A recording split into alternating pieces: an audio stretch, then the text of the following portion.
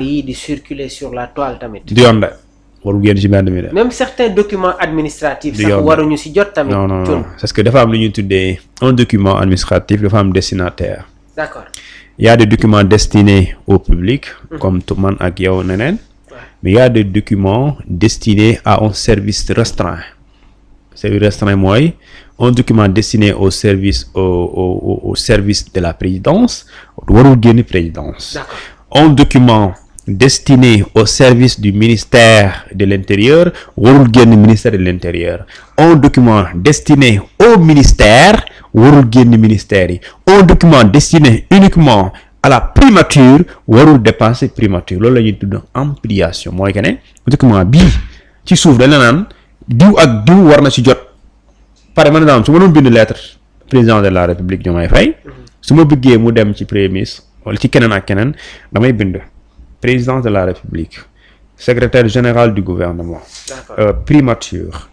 Ministre bu dee man mbirum ministre de la communication lay waxal ma bind ministre de la communication et des télécommunications.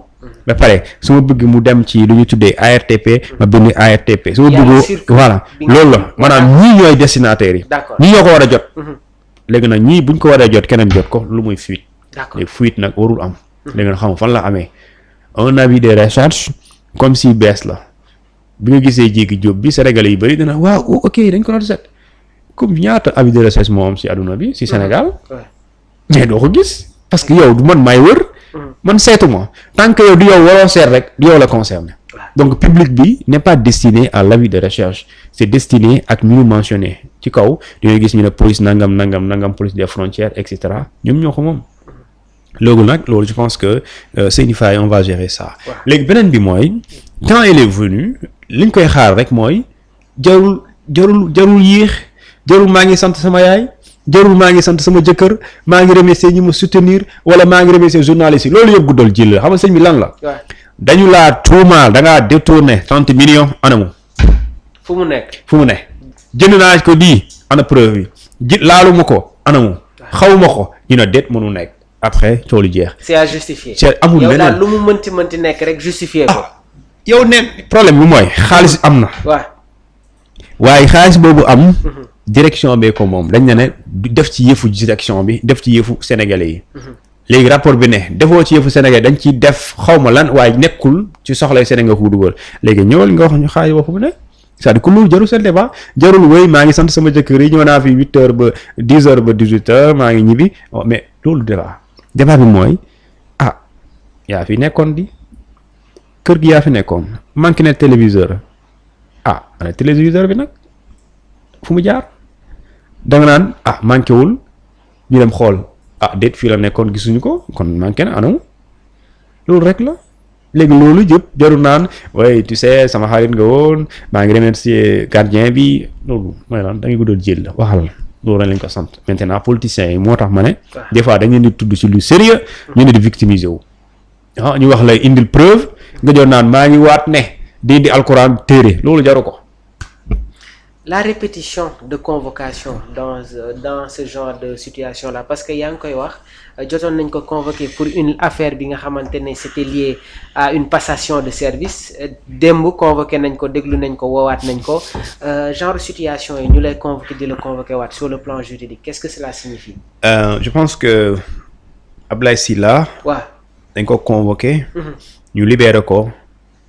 mu nekk à la disposition de la justice. D'accord. Mais il ne sort pas du Sénégal.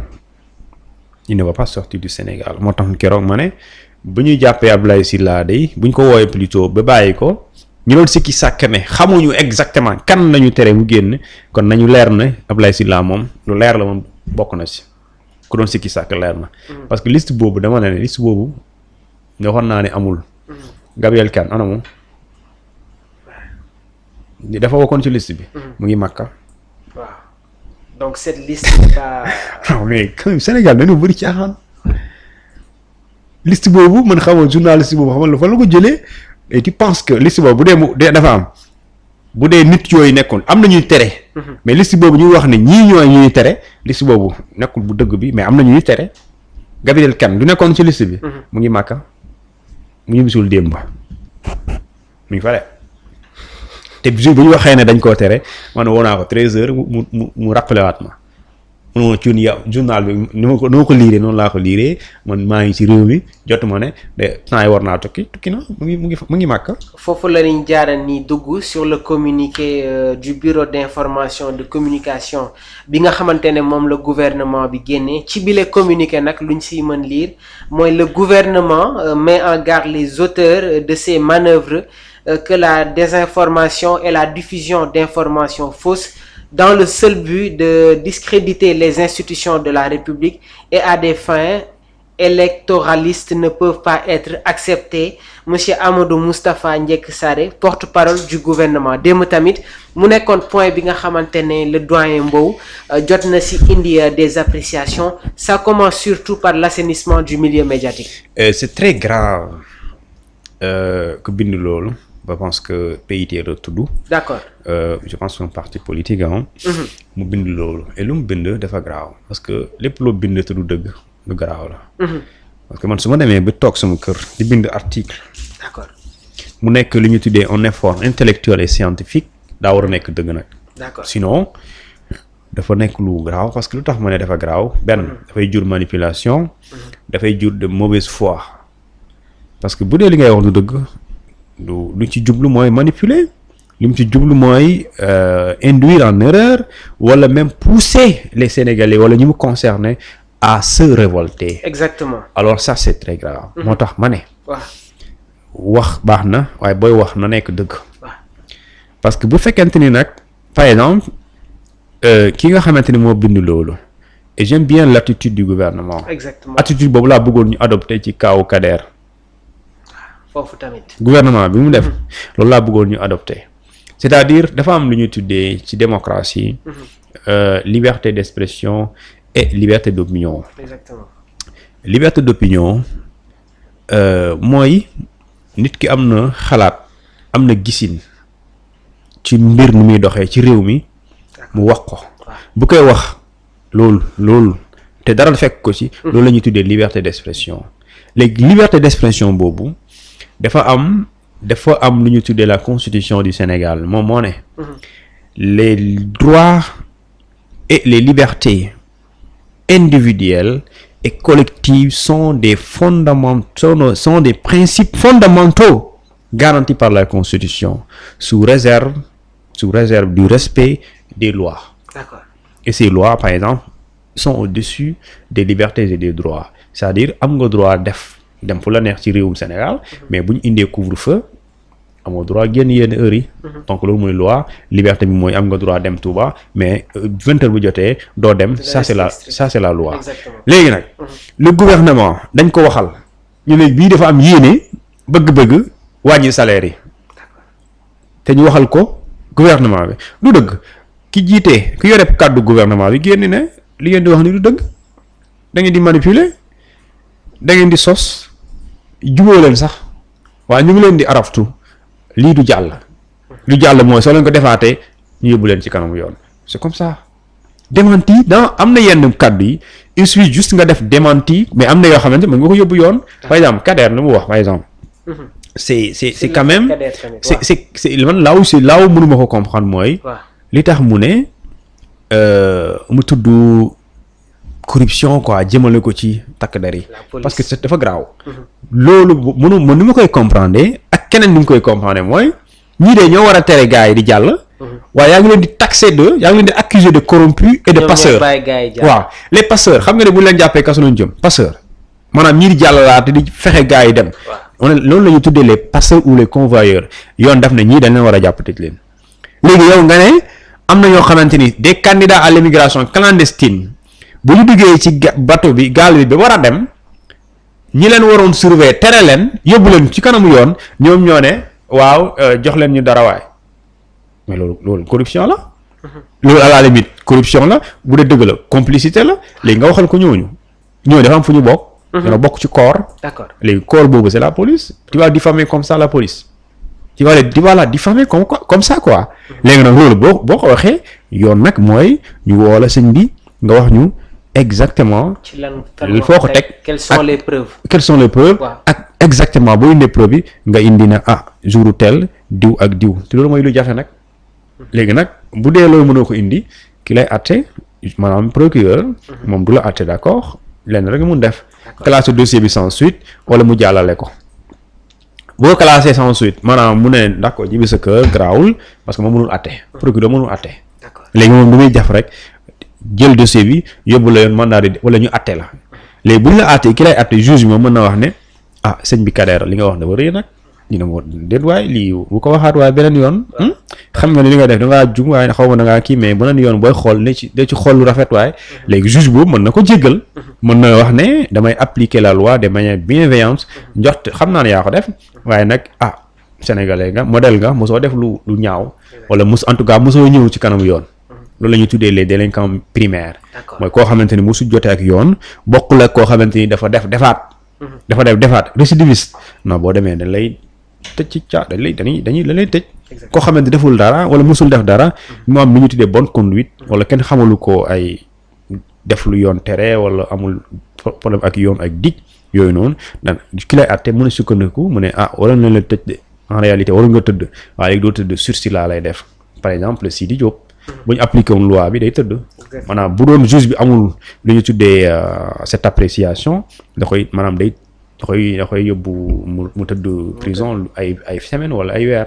Alors rapidement sur la dernière question ki nga xamante ne moom mooy on va parler politique un peu mais rapidement rek mu nekk benn point concernant la candidature de Barthélémy Dias sur les législatives gis nañ ne que ñu bëri ñi ngi remettre en cause li nga xamante ne moom mooy sa candidature damay jël ñaari exemple d'abord je vais prendre l'appréciation de Daouda Mine buy wax ne que si on applique l'article L29 du code électoral Barthélémy Dias normalement ne doit pas être candidat sur les législatives ma dégluwaat tamit démb le juriste Mbaye Cissé mu ne la candidature de Barthélémy Dias ne souffre d'aucune ambiguïté au moment où il a voté sur la présidentielle ci wàllu boobu tamit yow tey jii en tant que juriste lan la ñu mën a xam sur cette affaire. lu Daouda Mine wax dëgg la. waaw. Daouda Mine lu mu wax dëgg la. waaye kii tamit lu mu wax dëgg la. sur les deux sens. waaw ça dépend si ni nga koy expliquer. d'accord. Daouda Mine daf ne bu ñu appliquer disposition L29 et 30. du doon candidat. effectivement. du doon candidat bu ñu ko appliquer. mais bu ñu ko appliquer wul day doon candidat. c'est parce que appliquer wuñ ko moo tax mu voté. donc les appréciations diffèrent des deux côtés. waaw léegi. waaw L29 moo ne. code électoral moo ne. waaw képp ku ñu condamné pour crime boo demee L29 dafa am lu ñu tuddee 7 conditions yoo xamante ni ku mu dal dañ lay radier. d'accord ku mu dal si 7 conditions yooyu bokk na ci ñu ne condamné pour crime ceux qui sont en état de contumace ceux qui sont condamnés pour corruption ceux qui sont condamnés pour détournement de deniers publics loolu moo daloon Khalifa Sall. d'accord dans l'affaire caisse d'avance. mu dem ba ci art L30 bi mu ne ceux-là condamnés définitivement pour yenn délits yu bokkul ak sax délit yu ma lim délit bu man di doon wala quelle que soit l'infraction ñu condamné leen définitivement dinañ toog au moins 5 ans yoo xamante ni duñu voter kenn du leen voter. D'accord. Donc tu n'es ni électeur, tu n'es ni éligible, donc tu es radié. Léegi nag Barthélémy Dias a été condamné définitivement en décembre 2022. D'accord. Donc la condamnation mu ngi commencé décembre 2022 mu war a 5 ans yi mat décembre 2027. Donc jàppal ne bu ñu appliquer disposition yooyu décembre 2022 ba décembre 2027 du doon candidat loolu la Daouda Mine di wax. waaw léegi loolu appliqué wuñ ko suñ ko appliqué woon du vote présidentiel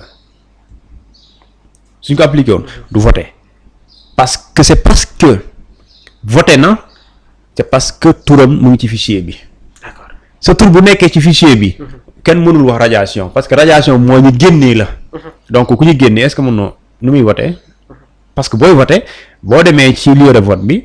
dafa am liste ñu voté da naan yooyu Barthélémy Dias yaa ngi ci liste bi numéro nangam nga ñëw voté signé parce que sa tur moo nekk ci fichier bi. Ouais. léegi sa fiir bu nekk ci fichier bi dañ koo génnee. léegi bu ñu ko génnee bu dee ci wàllum yoon daa fekk yoon nee na pour ñu génne la ci fichier décision bi dafay jóge ci yoon collatéral moo ko wax pour ñu radier la en terme de bu dee décision dafa war a jógee ci wàllum justice moo tax ñu radier la il faut qu'il y ait une lettre qui vient du ministère de la justice et dans cette lettre ñu ne Massamba mii dañ ko condamné pour telle infraction de manière définitive voilà pourquoi ñu war ko radier ñu ngi leen informer maintenant c'est le ministère de l'Intérieur moom mooy def les procédures administratives de radiation. D'accord. Léegi si le ministère de l'Intérieur ne le fait pas alors comment tu peux dire à un Sénégalais qu'il ne peut pas voter, qu'il ne peut pas être candidat alors que la loi ne l'interdit pas de l'être. Quand je dis ne l'interdit pas de l'être mooy amul fenn fu ñu bind que ce monsieur-là nekkul ci fichier bi. D'accord. La justice c'est autre chose, l'administration électorale c'est autre chose. La justice